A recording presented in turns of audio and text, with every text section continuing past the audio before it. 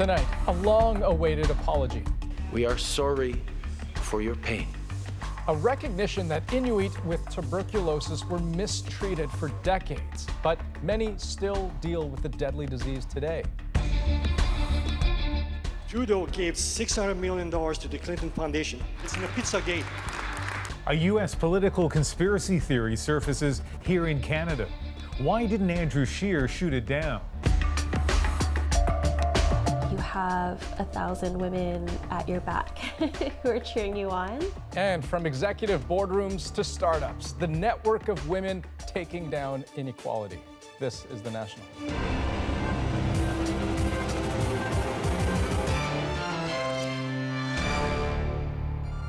After weeks of weathering controversy, Justin Trudeau traveled 2,000 kilometers away from Ottawa, a long-planned trip to Iqaluit to apologize for the government's tuberculosis policy in the far north decades ago. Justin Trudeau called it colonial and unacceptable. David Common has more on that apology to those who were numbered, tagged, and taken away, sometimes never to return.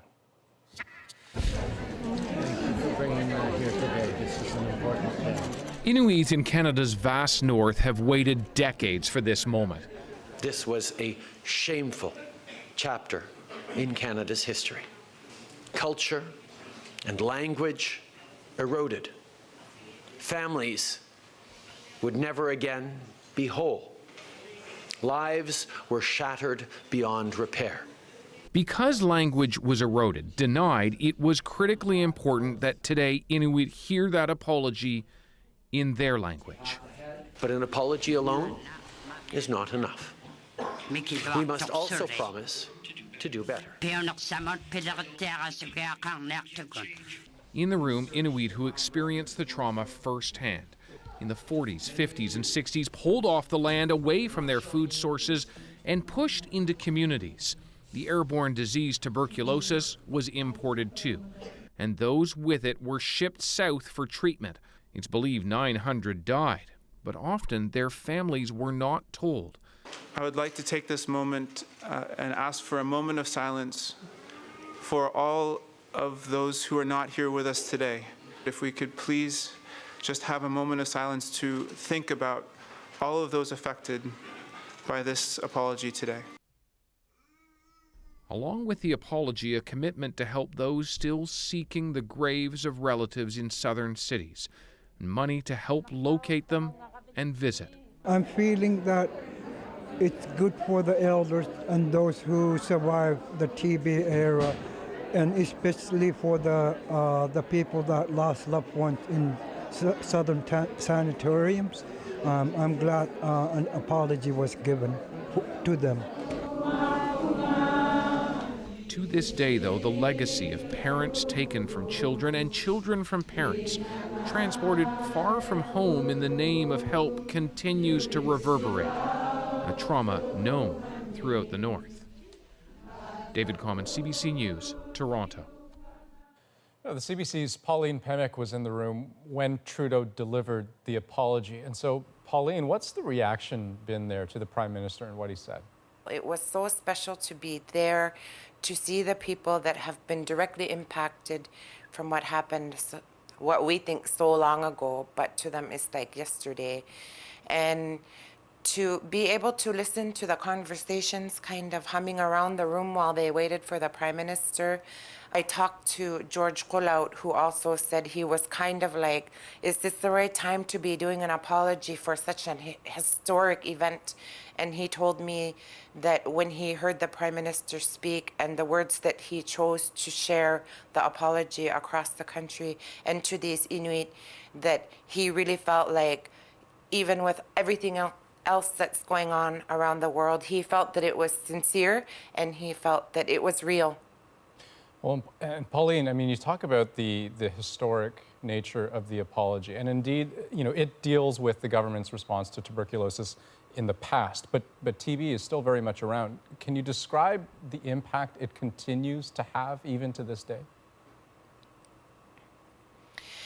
I'll try to do it in a few, I condense it, but it's here today. It's visible. I know people who have who need treatment for it. I know people that have to take care of their families and have recently lost loved ones because they were ill with this preventable sickness. I hope that this message sent across to the rest of the people in the country, they see that we need better health care, we need more housing, and we need to help these kids that are having problems with not having enough food at home to eat. And it's a crisis that affects everybody, and I think that as long as we share our stories and we explain to people how important it is, that it's something we can recover from.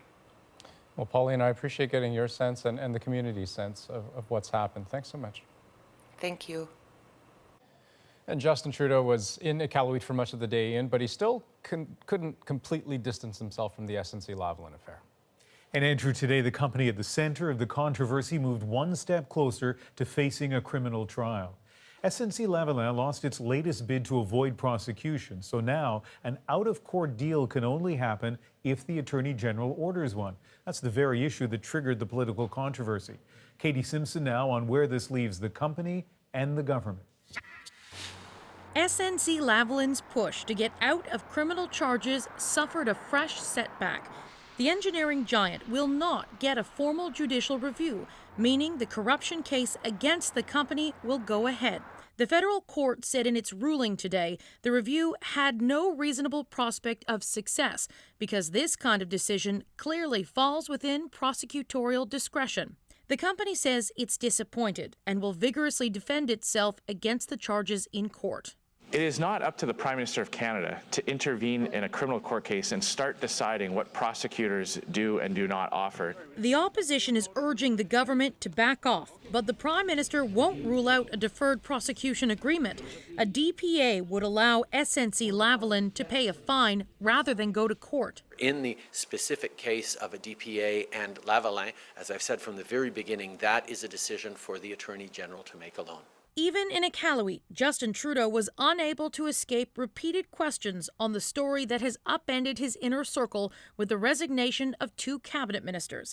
Trudeau says he's not yet made any decisions on whether Jody Wilson-Raybould or Jane Philpott should remain members of the Liberal caucus. But I will remind people that we are a party that values diversity of opinions and perspectives. Could you explain why it was untenable to stay in cabinet? Good morning, everyone. Philpott showed no desire to address her political future, at least for now. And if you've come here today hoping that you're going to hear me directly comment on the political events of the past weeks, you're going to be disappointed. I'm here today because it's International Women's Day. She dismissed reporter questions, a move that will drag this story out even further.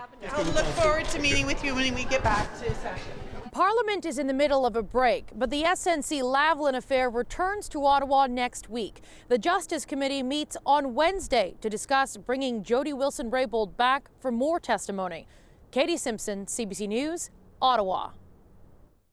The SNC-Lavalin story has dominated newspaper headlines across the country for weeks now. And now media beyond our borders have picked up on the controversy. As Kayla Hounsell reports, the attention is taking some of the gleam off Justin Trudeau's international reputation. Well, Canadian Prime Minister Justin Trudeau is dealing with a growing scandal tonight. Looks as though Canada's golden boy may have lost just a bit of his shine. From the U.S. to the UK. Now, the Canadian Prime Minister Justin Trudeau once enjoyed a near rock star status. To France and Brazil. Justin Trudeau is making news. And this time, not as the Prince Charming of global politics. In London, most people have heard of Trudeau. Oh, he's brilliant. I hear that he's quite a suave man.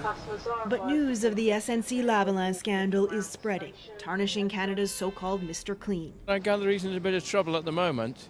And his halo seems to have slipped somewhat. It takes quite a lot for a Canadian Prime Minister to make the news. The Economist's U.S. editor says the scandal is particularly bad for Trudeau's international brand because he is a self-proclaimed feminist who's now lost 2 high-profile female cabinet ministers. It's resonating even in the UK, where Prime Minister Theresa May is grappling with an even bigger crisis. She's lost at least 8 cabinet ministers as she tries to negotiate Britain's exit from the European Union. We've got Trump in the US, Brexit here in London. This has made the news, so it's very much kind of broken through. And I think it looks very bad. But in Washington, as people check out headlines outside a news museum, Trudeau doesn't Trump Trump. I just find it hard to believe, especially considering I live up to my ears in schemes in Washington, D.C. Justin Trudeau promised a new kind of politics. With people around the world musing about whether this will lead to Trudeau's demise. The worst political crisis he's ever faced. Some say the kind of squeaky clean image he's enjoyed abroad, once bathed in a divine light, never seems to last in politics. Kayla Hounsell, CBC News, London. Now, here at home, Conservative leader Andrew Scheer is also facing scrutiny, but over a much different issue. This one centered on a town hall he held last night. A supporter asked Scheer a question that linked Trudeau to a bizarre conspiracy theory, one that's already led to a violent incident in the U.S. So how did Scheer respond? Well, for that, we turn to Salima Shivji. A busy town hall for Andrew Scheer with an unexpected question full of false information. Trudeau gave $600 million to the Clinton Foundation. The Clinton Foundation is part of child trafficking and child sacrifice. If you study it, it's in the Pizzagate. And how do we get that money back? Pizzagate, a conspiracy theory that accused former presidential candidate Hillary Clinton of running a child sex ring at this pizza shop. The fake story was widely debunked, and still, someone who believed the tale fired shots there. Appreciate your concerns on this. Last night, Andrew Scheer didn't challenge the man who asked the question. You mentioned the Clinton Foundation. You mentioned there are other examples where Justin Trudeau's government has given grants to hire people for groups that are, advocating for their own particular ideology. Today, Scheer says he didn't hear the word Pizzagate. I heard the Clinton Foundation part. I heard some of the other points the gentleman was making, but that was not something that. So you didn't hear the Pizzagate? No. Reference, okay. I did not. Scheer's office says he didn't know what Pizzagate was until today. But now that he does, he believes conspiracies like it have no place in political debate. It's not always easy for politicians to call out fake information on the fly. The Prime Minister has several times when attacked over his policies. That is false. Quebec actually gets its oil from the United States and from Western Canada. Even harder, perhaps, challenging supporters, like the late U.S. Senator John McCain did when faced with a lie about his opponent, Barack Obama. He's an Arab. No? No, ma'am. He's a decent family man, citizen. Making things more difficult for Scheer, Maxime Bernier's New People's Party threatens to split the Conservative vote in the fall election. Scheer and Bernier are going to be fighting over the same kind of group of voters. And this might be something that he's thinking about that would help him in the election in October. It's the new reality. With fake news swirling around elections, politicians are increasingly faced with a choice: call it out or risk being called out themselves. Salima Shivji, CBC News, Ottawa. Now, there is the question, how did misinformation like this end up in front of a national politician? Well, let's break down the anatomy of a fake story. Trudeau gave $600 million to the Clinton Foundation. Okay, assuming the 600 million figure came from anywhere, it might have been this eye-popping figure the Trudeau government announced in 2017. The government of Canada will be investing $650 million in sexual and reproductive health programs for women.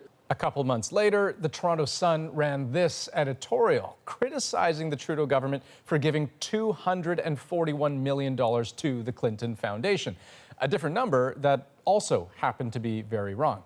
You see, the Trudeau government did give to the Clinton Foundation for a women's health program in Nigeria, but it was just under $20 million.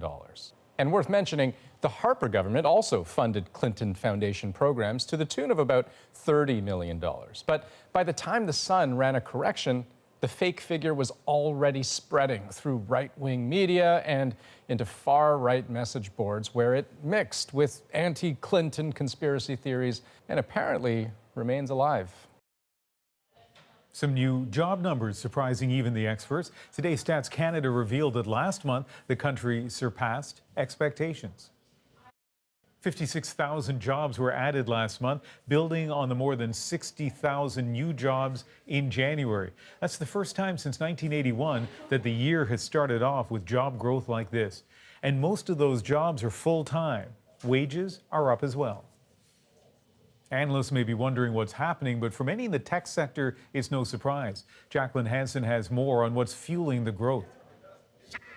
So we moved in about 3 to 4 weeks ago. Toronto-based quantum computing company Xanadu is growing fast. In the last month alone, we've hired 4 people. By the end of the year, we hope to hire another 10 to 15 people, and a lot of them from Toronto. The city's reputation as a hot tech hub got another boost from today's jobs numbers. While overall 11,000 part-time positions were lost in Canada last month, 67,000 new full-time jobs were created. Many were in professional, scientific, and technical services, and most of those added were in Ontario. Half the jobs created in Canada in the last year have come right out of Ontario. This is the powerhouse engine of growth in this economy.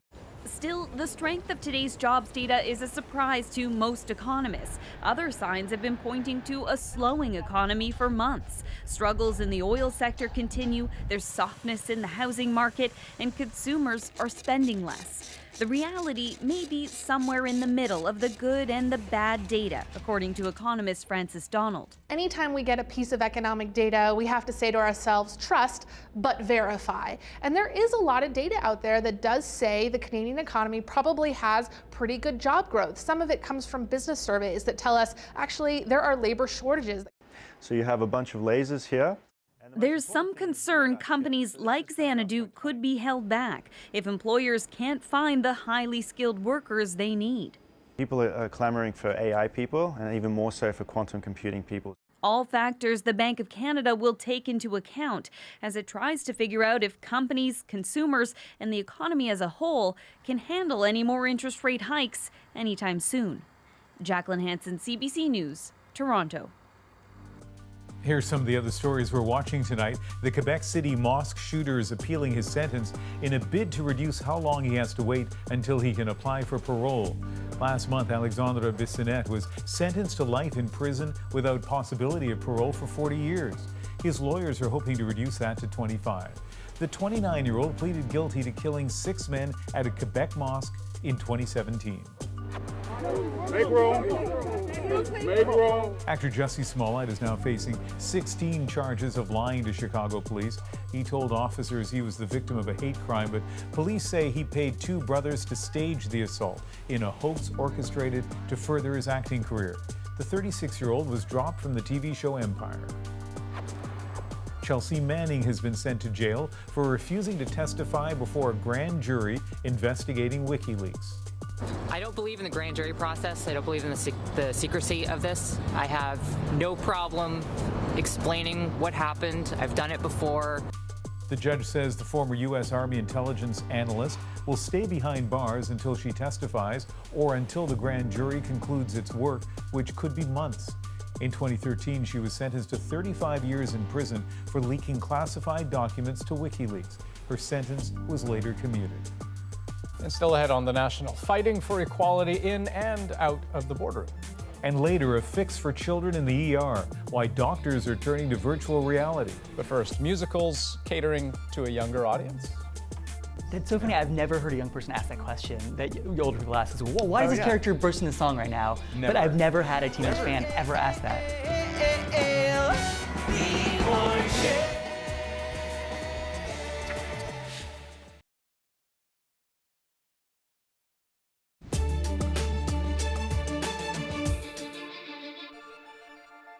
Cause guys like us are cool in college.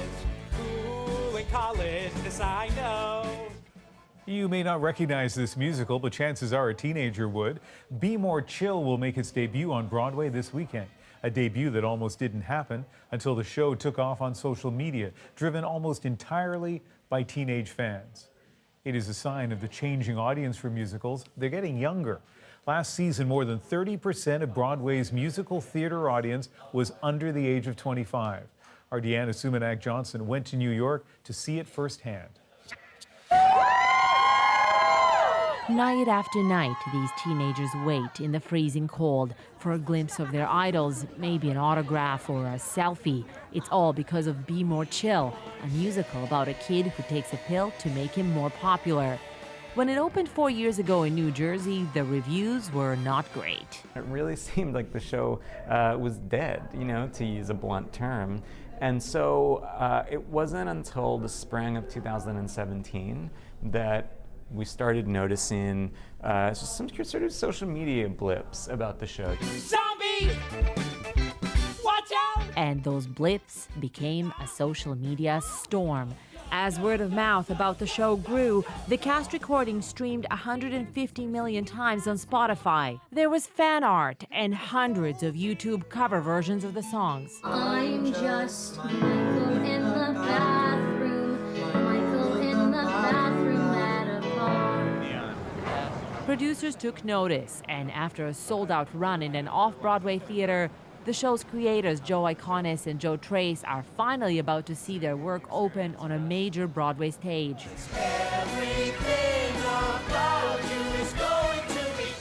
Be More Chill is in good company. Broadway is experiencing a boom of shows that are proving to be huge hits with teens and young adults. Now that's a party. There's the musical version of the movie Mean Girls. And Dear Evan Hansen, a multiple Tony winner that deals with serious subjects like teen anxiety and suicide. In terms of being a young person on Broadway, Alan Henry is a 24-year-old Canadian who writes about theater in New York. I think really, it started with Glee when I was in high school. I think if we're looking, where that really came from, what sort of popularized, musical theater and also pop performance on television again, which led to Smash, which led to Rise.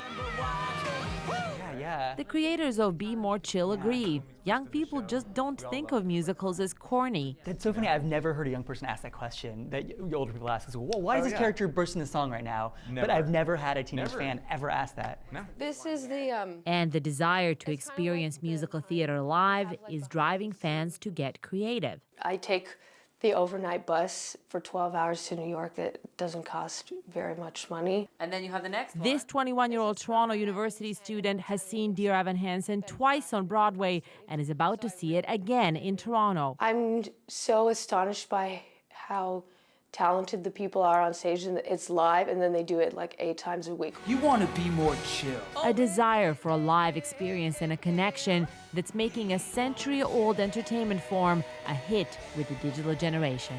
Deanna Sumanak-Johnson, CBC News, New York. Catchy tunes. Still ahead on The National, you meet a couple of women devoted to giving other women an edge.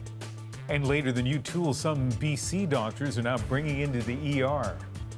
When we see kids in actually severe pain, it sort of breaks our heart, and then changing that from the crying child to a child that's smiling, for us is magical.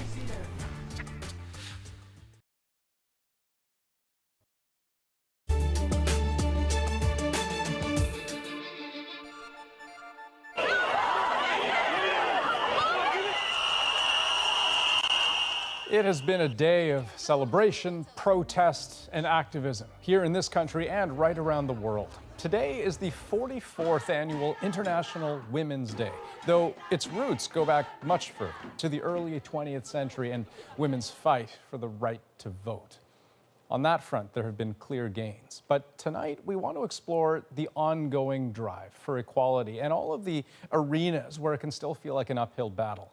The corporate boardroom is perhaps among the most stubborn of these arenas. Women make up only a small fraction of senior executives in North America. But as Kim Brunhuber shows us, a new law is designed to change that. In an all-woman workspace on the west side of Los Angeles, female executives mingle, waiting for a workshop to start. It's run by the Board List, a networking platform that helps women seize one of the most prestigious and male-dominated perks of the corporate world, a seat on the board of directors. So it simply makes good business sense for women to be in the boardroom. More than just good sense, in California, it's now the law.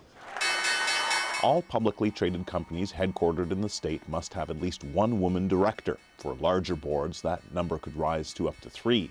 The women here say it's the only way to achieve gender parity.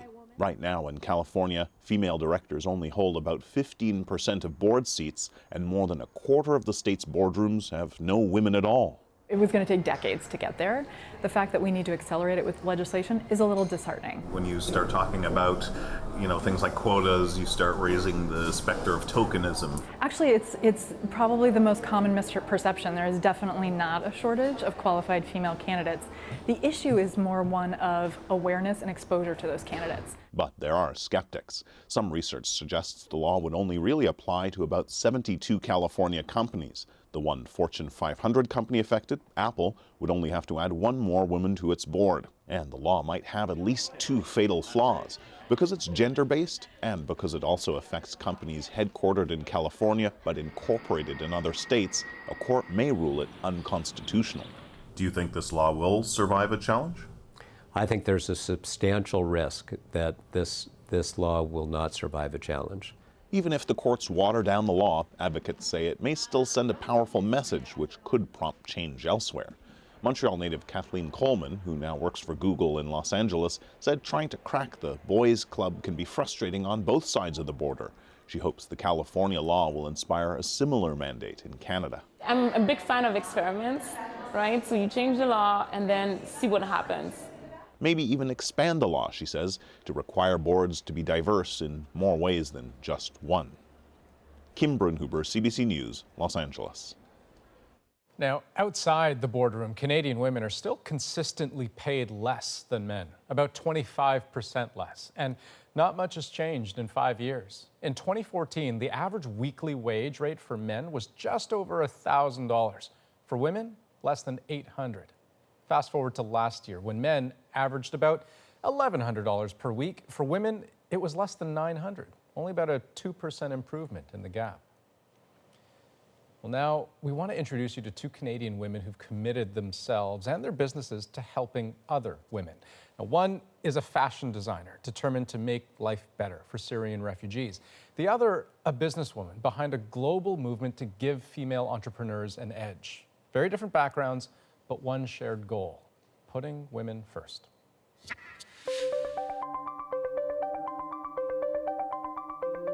Fashion is fun, but I'm not really interested in just beauty for beauty's sake. I'm interested in looking at beauty as a platform to look at bigger issues, more important issues. So for me, what's really interesting is building economic self-sufficiency for women through fashion, through beauty.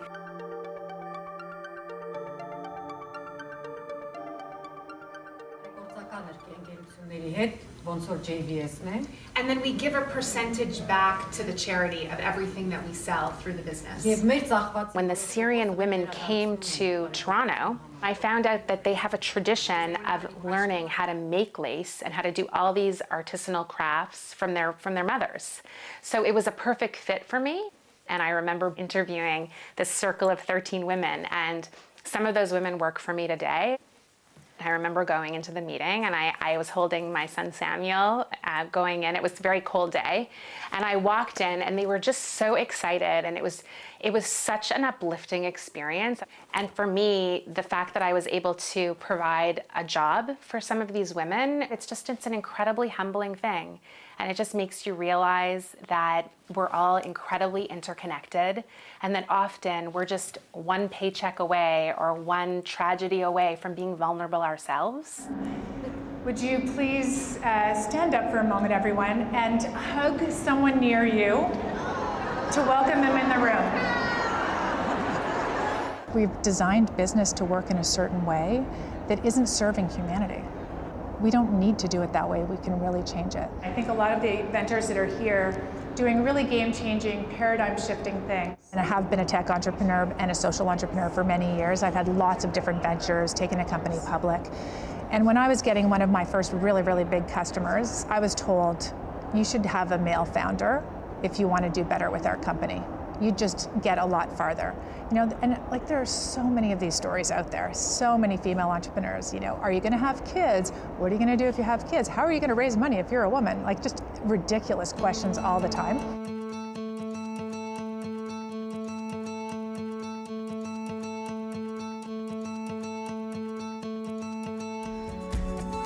We are going to create a safe space for anybody in the room who wants to ask for help. I'm a life coach who is looking for help with launch strategy. I'm looking for speaking opportunities to speak at conferences to small business owners. Only 4% of venture capital or bank loans go to women. It's crazy, and we are not a niche market, right? We're 50% of the population. So there just seemed like this huge opportunity to fund women on their own terms in a completely different way. I have really built up a sisterhood and had so much support from all of you. It really does take a village to do this. And look what we've built. 4,000 activators, 55 ventures funded in 4 countries.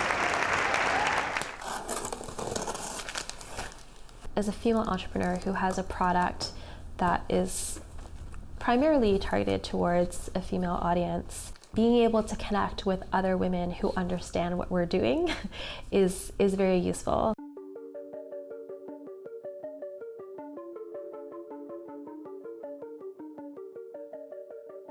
So the initial spark for this whole company and project really came from a conversation that I had with a group of friends.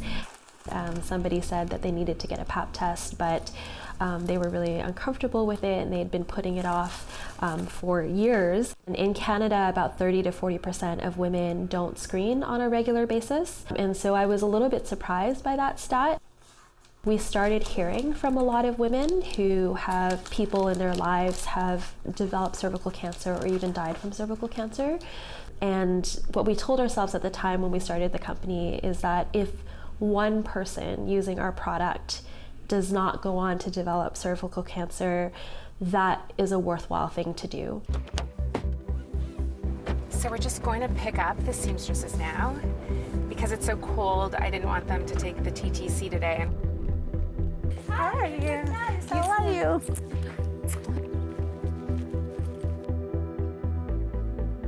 I think it's really hard when you come to a new country and you don't have a job. I think your self-worth can take a beating. You start to question your potential and your ability when you're underemployed.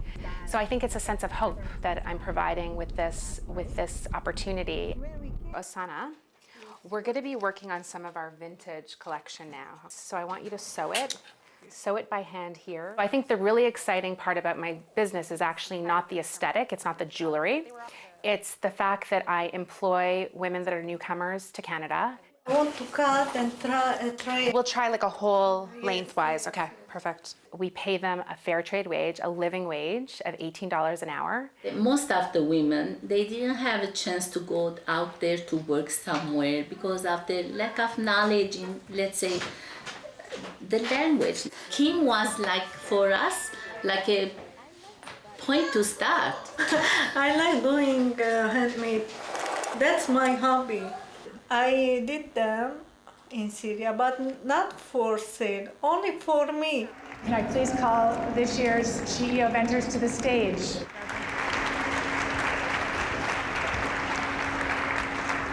When one of the ventures gets selected in our network and they stand on stage with an entire room full of women who literally paid to help them, it changes your life as an entrepreneur to feel like you are supported and people have your back. And this is a very, very rich network of people supporting each other. So how many of you here have had a pap test? Okay. And how many of you here really enjoy that experience? No one. All right. It was an incredible feeling to be in a room full of women who had actively chosen to support you. It's meaningful because it means that other people share and believe in our vision for what kinds of things we can do in the world. It's almost like you have 1,000 women at your back who are cheering you on. We are here to build a business, but we're also here to make an impact. And it is the inspiration for continuing to do the things that I do. I want to change the world. I don't like the way it's organized. I don't think it's fair. And I think we are at a moment in time where there are massive opportunities to redesign almost everything, and we need to have a new society where women and men are at the table equally. I presented Nari with her first check in Canada, her first paycheck. And she started crying, and I was crying, because when I saw Neri receive it and the pride on her face and the joy on her face of receiving that check, it just made my heart so full, and I just got so emotional in that moment. We both did. Yes, because this is the first time I have money for my hobby. For my work. Yes, it's I am doing thing and I get money, and she felt me that I am an important person. Wonderful story.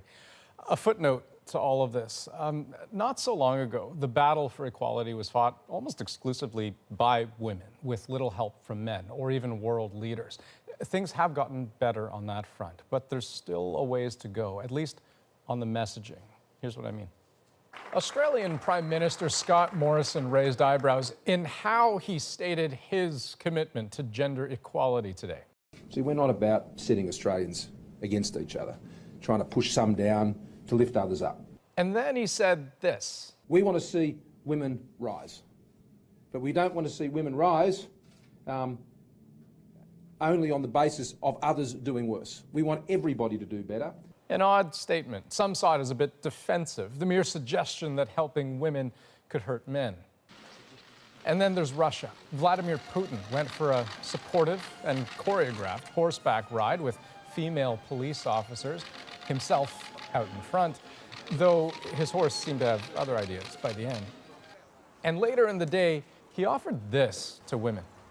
И сегодня, в наши дни, Today, in our times, you are engaged in virtually all professional endeavors. You manage time for everything at work and at home and remain beautiful, bright, and charming. But there was one world leader who seemed to land on her feet just fine. Watch how British Prime Minister Theresa May responded to a jab about how many questions from women she took today. Prime Minister, only one question from a woman reporter on International Women's Day. It's a pretty poor show, isn't it? And answers from all the Prime Minister. Only one question. You've had answers from a woman Prime Minister, she said. Enough said.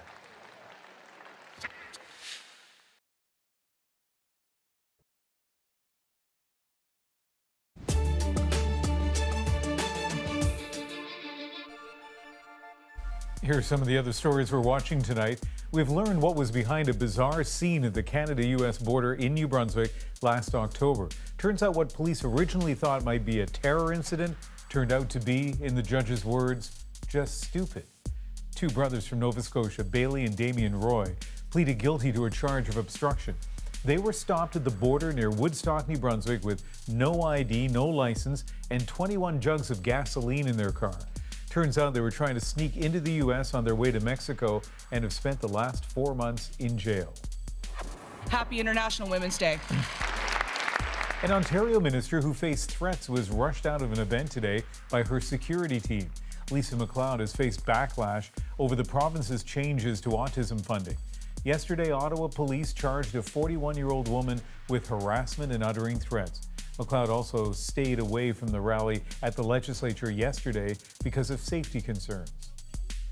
There are few places scarier for children than a hospital emergency room. Strange lights and sounds on top of being injured or sick. But what if there was a way to make the experience less terrifying and even less painful? Well, some doctors in British Columbia are trying with the help of virtual reality goggles. Briar Stewart takes a look at how VR may be a fix for future ER visits. Thanks. Hello. Hi, I'm Dr. Babudi, one physician here. You could describe it as a typical start to an ER visit. What's going on?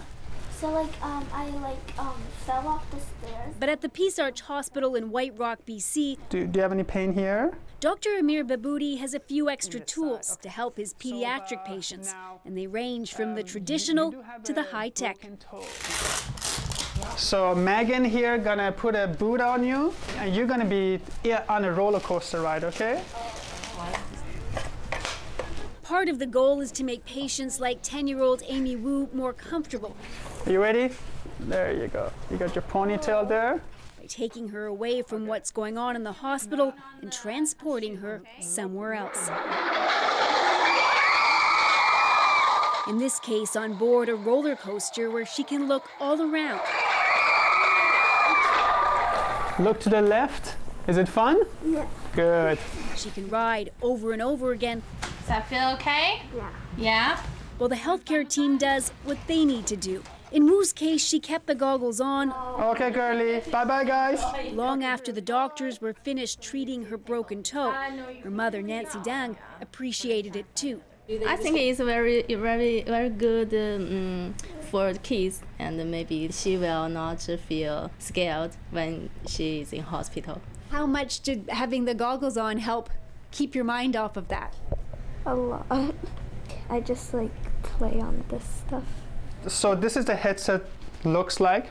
This is $20. The Booty started playing around with the technology 3 years ago. He bought a couple of headsets and installed a free app on his cell phone. He was interested in finding new ways of distracting children during painful procedures. When we see kids in actually severe pain, it sort of breaks our heart, you know, and then changing that from the crying child to a child that's smiling, for us is magical.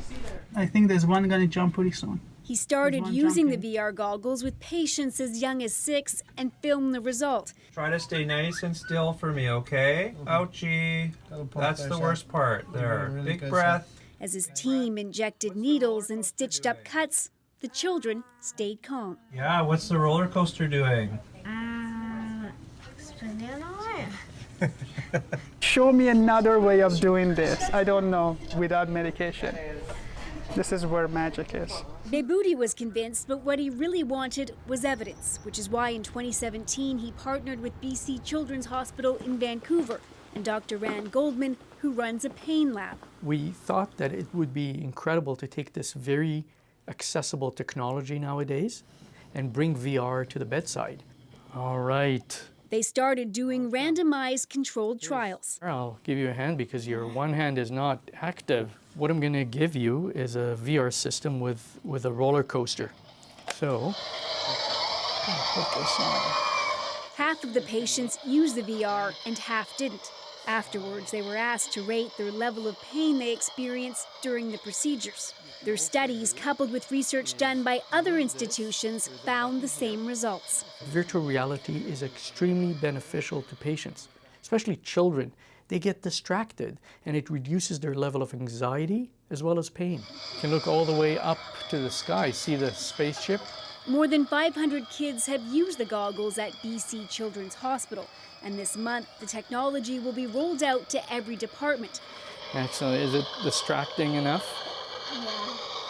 It will be the first hospital across the country to be using it in every unit. Try and look behind you. See what happens behind you. Oh, there's Big Dip. Okay. That's why teams of child life specialists are now being trained on the VR goggles. The healthcare professionals work with children and families and help them prepare for and cope with medical procedures.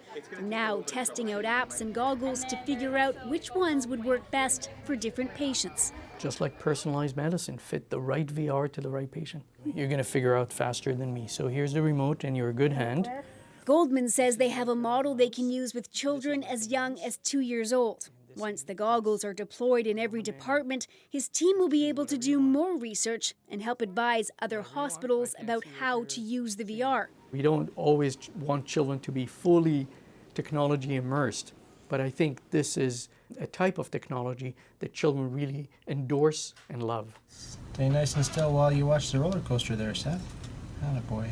Particularly because it helps to distract them during an often painful and unpleasant time. Briar Stewart, CBC News, Vancouver. My kids would never want to leave the hospital.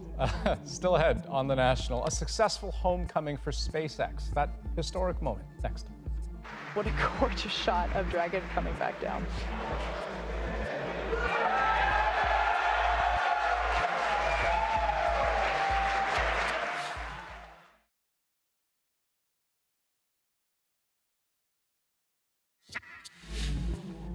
When it comes to test missions, this is as good as it gets. And for SpaceX, it was also history-making.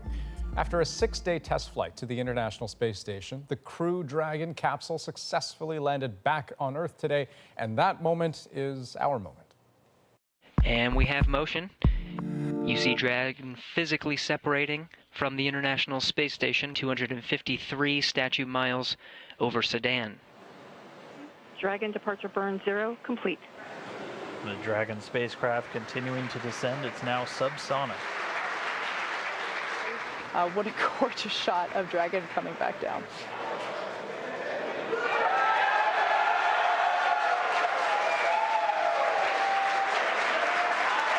And here come the mains. You really can't ask for a more picture perfect shot than that.